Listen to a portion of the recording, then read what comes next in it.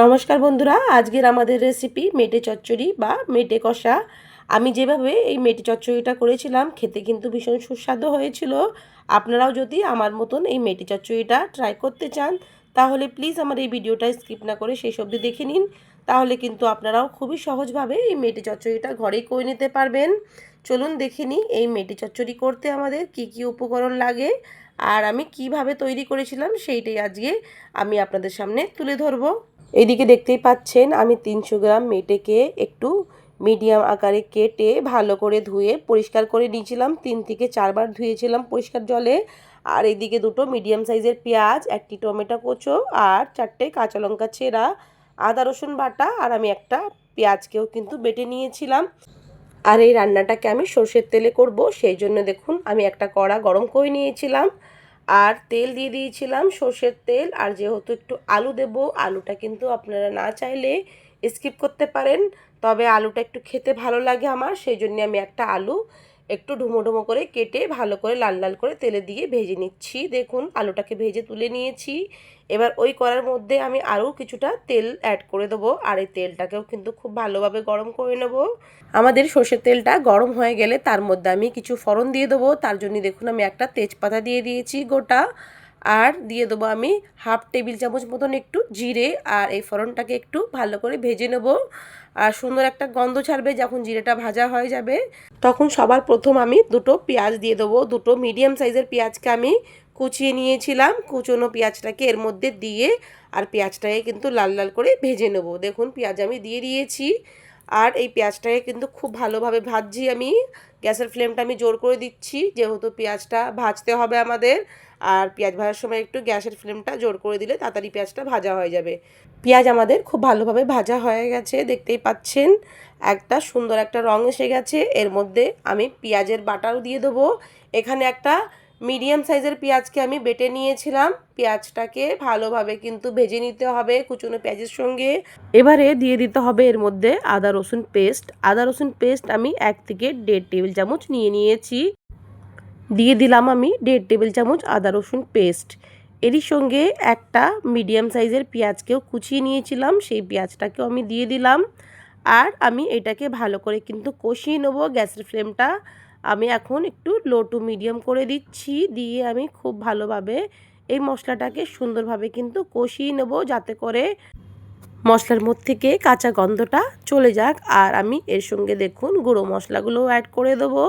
দিয়ে দিচ্ছি আমি হলুদ গুঁড়ো পরিমাণ মতন, লাল লঙ্কার গুঁড়ো ঝাল যে যেমন খাবেন সেই হিসাবে দিয়ে দেবেন। আমি হাফ টেবিল চামচেরও একটু কম লাল লঙ্কার গুঁড়ো দিয়ে দিয়েছি। দিয়ে দিচ্ছি আমি ধনিয়া গুঁড়ো 1 চা চামচ, আমি ভাজা জিরে গুঁড়ো দিয়ে দিচ্ছি। ভাজা জিরে গুঁড়ো না থাকলে আপনারা শুধু এমনি যে কাঁচা জিরে গুঁড়ো থাকে সেটাও দিতে পারেন, তবে ভাজার গুঁড়োর জিরেটার গন্ধটা বেশি ভালো লাগে, তাই আমি রান্নাতে সবসময় ভাজা জিরের গুঁড়োটাই ব্যবহার করি। আর দিয়ে দিলাম আমি কিছুটা মিট মশলা। মিট মশলাটা কিন্তু অপশনাল, থাকলে পরে দিয়ে দেবেন, না থাকলে কোনো অসুবিধে নেই, এমনিতেও কিন্তু এই রান্নাটা খেতে সুস্বাদু হবে। আর দিয়ে দিলাম আমি কিছুটা একটু জল, আর জলটা দিয়ে ভালো করে মশলাটাকে কষিয়ে নিচ্ছি। খুব ভালো করে মশলাটাকে কিন্তু কষিয়ে নেব। গ্যাসের ফ্লেমটা কিন্তু লো টু মিডিয়াম করেই রেখেছি। লো গ্যাসে আমি 5 মিনিট ধরে মশলাটাকে খুব ভালো করে কষিয়ে নিয়েছিলাম। দেখতেই পাচ্ছেন খুব ভালোভাবে কিন্তু আমার মশলাটাকে কষানো হয়ে গেছে। সুন্দর একটা রং এসে গেছে মশলার মধ্যে থেকে, টমেটো গলে গেছে আর আদা রসুনের যে কাঁচা গন্ধটা থাকে সেটাও কিন্তু আর এর মধ্যে নেই। তেল ছেড়ে দিয়েছি আর মশলাটাও সব এক জায়গা হয়ে গেছে। এবার এর মধ্যে আমি মেটেগুলো দিয়ে দিয়েছি। মেটে আমি মিডিয়াম সাইজ করে কেটে নিয়েছিলাম আর এই মেটেটাকে ভালোভাবে কিন্তু কষিয়ে নেব। এর মধ্যে ভাজা আলু দিয়ে দিচ্ছি। যেহেতু মেটে রান্না করতে সময় লাগে না তাই আমি মেটে আর ভাজা আলুটাকে একসঙ্গেই দিয়ে দিলাম। পরিমাণ মতন লবণটাও আমি অ্যাড করে দিচ্ছি। লবণের পরিমাণটা আপনারা আপনাদের হিসাব মতন দিয়ে দেবেন। দিয়ে এবার আমি গ্যাসের ফ্লেমটা মিডিয়াম করে সুন্দর করে কিন্তু কষিয়ে নেব। প্রথমে কিছুক্ষণ কষাবো, তারপরে কিন্তু এটা ঢাকা দেবো। ঢাকা দিয়ে দিয়েই কিন্তু এই রান্নাটা হবে। আর এটাকে কষাতে কিন্তু আমার 5 থেকে 6 মিনিট মতন সময় লেগেছিল। 6 মিনিট ধরে সুন্দরভাবে কিন্তু কষিয়ে নিয়েছিলাম। দেখতেই পাচ্ছেন 6 মিনিট পর ঢাকা দিয়ে রেখে দেবো যাতে করে আমাদের মেটে আর আলুটা খুব ভালোভাবে সিদ্ধ হয়ে যায়। প্রথমে কিন্তু আমি 6 মিনিট ঢাকা ছাড়াই মানে ঢাকা না দিয়েই কষিয়েছিলাম, তারপরে আমি ঢাকা দিয়ে দিয়েছি 6 মিনিট পর কষানোর। তখন আমি আরও কিছুক্ষণ কিন্তু ঢাকা দিয়ে রেখে দিয়েছিলাম 5 মিনিট মতন, তারপরে কিন্তু আবারও আমি মাঝখানে একটু নেড়ে দিচ্ছি, দেখে নিচ্ছি আমাদের মেটেটা কতটা সেদ্ধ হয়েছে। আর মাঝে মাঝে না নাড়লে কিন্তু লেগে যেতে পারে, তাই মাঝখানে মাঝখানে কিন্তু একটু অবশ্যই এরকম করে নেড়ে দিতে হবে। 2 থেকে 3 বার আমি এইভাবেই কিন্তু ঢাকা দিয়ে দিয়ে মেটেগুলোকে সুন্দরভাবে কিন্তু কষিয়ে নিয়েছিলাম। দেখতেই পাচ্ছেন তেল ছেড়ে দিয়েছে এই রান্নাতে, তার মানে কিন্তু আমাদের বুঝে নিতে হবে যে কোনো রান্নাতে কিন্তু তেল ছেড়ে দিলে সাইড দিয়ে তার মানে বুঝে নিতে হবে খুব ভালোভাবে কষানো হয়ে গেছে।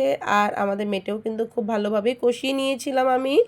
আমার 10 থেকে 12 মিনিট মতো সময় লেগেছিল কষাতে। আর এর মধ্যে কিন্তু আমি এখন জল অ্যাড করে দেবো। আপনারা যদি মেটের মধ্যে কোনো রকম জল না দিতে চান, তবে কিন্তু যখন এই মেটেটাকে কষাবেন আরও কিছুক্ষণ সময় নিয়ে কষিয়ে নেবেন, একটু সামান্য করে মাঝখানে মাঝখানে একটু জল অ্যাড করে দেবেন, যাতে করে কিন্তু আমাদের এই মেটেটা লেগে ধরবে না, আর খুব ভালোভাবে কিন্তু কষানো হয়ে যাবে। আর ওই কষাটা দিয়েও কিন্তু খেতে ভালো লাগে। আমি একটু মাখো মাখো মতন গ্রেভি রাখবো, যেহেতু ভাত দিয়ে খাবো এটাকে। আর এর মধ্যে আমি এবার জল দিয়ে দিলাম। আমি এখানে 150 ml মতন জল দিয়ে দিয়েছি, যেহেতু একদম মাখো মাখো গ্রেভি রাখবো।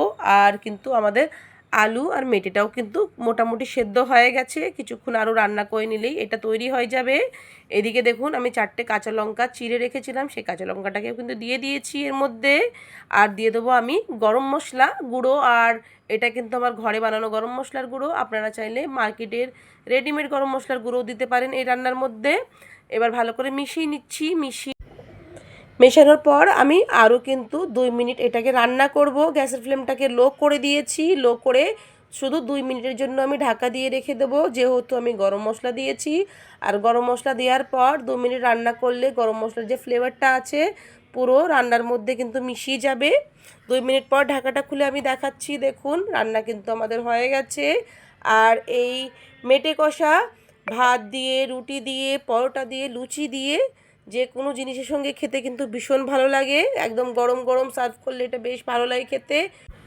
আমার আবার মেটে কষা বা খাসির মাংসের ঝোল বা মুরগির মাংসের ঝোল মুড়ি দিয়ে খেতেও কিন্তু ভীষণ ভালো লাগে। আমার মতন আপনারা কারা কারা মাংসর ঝোল দিয়ে বা মেটে চচ্চড়ি দিয়ে মুড়ি খেতে ভালোবাসেন, কমেন্ট করে জানাবেন। আর আজকের আমার মেটে চচ্চড়ি রেসিপি বা মেটে কষা যদি ভালো লেগে থাকে, তাহলে প্লিজ আমার চ্যানেলটিকে লাইক করবেন, শেয়ার করবেন, সাবস্ক্রাইব করবেন, আর কমেন্ট করে জানাবেন আমার রেসিপিটি কেমন লেগেছে। এবারের মতন আসি, আবারও আসবো আমরা নতুন রেসিপির সঙ্গে। ততক্ষণ আপনারা সকলেই ভালো থাকুন, সুস্থ থাকুন এবং সচেতন থাকুন। আবার দেখা হবে আরেকটি রেসিপির সঙ্গে।